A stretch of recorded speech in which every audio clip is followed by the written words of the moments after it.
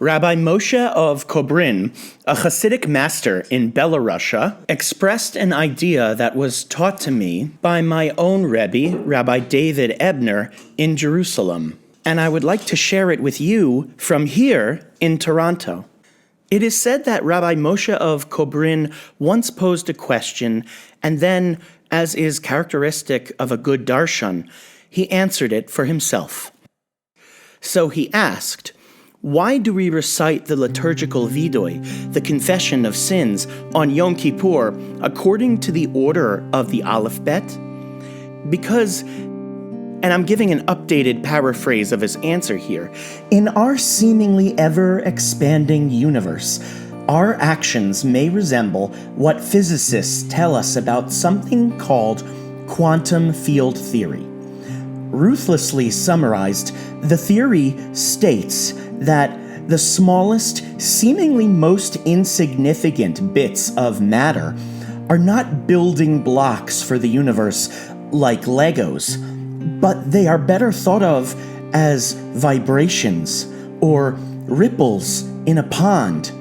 They propagate outwards and affect their surroundings.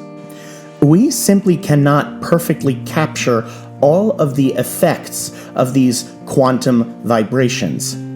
And Rabbi Moshe suggests that we face a similar troubling reality with the effects of our own behavior. Now, while we can't calculate an exact end to the consequences of our sins, we do know that there is a definite beginning and a definite end to the Aleph Bet. And from this fact, we draw a degree of hope. Viduy, says Rav Moshe, is an exercise with a recommended limit. The high holidays affords us an opportunity that much the rest of the year does not. Throughout the year, we may be listening to, reading, or otherwise busying ourselves with the business of placing accountability on others. The high holidays is a set time that enables us to be more liberally minded in how we navigate our life's experience, compelling us to better factor ourselves into the allotment of accountability. But before we rush to dismiss this powerful idea, consigning it as a cultural relic of Jewish guilt, we may find that it is more enabling and ennobling than we initially realize. When I admit a measure of accountability, then I am presupposing a measure of responsibility, and that responsibility can be channeled towards fixing a wrong.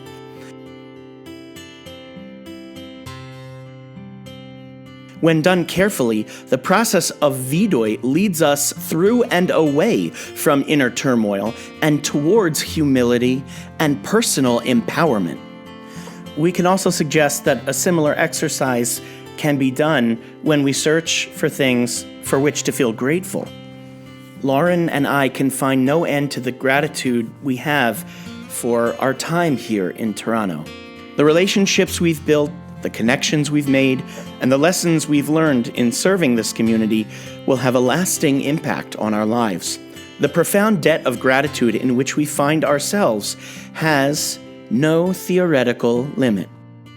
So, returning to Rabbi Moshe of Kobrin's homily, we indeed need to embark on a genuine search for our personal flaws and personal errors. That's what the Viduy is for.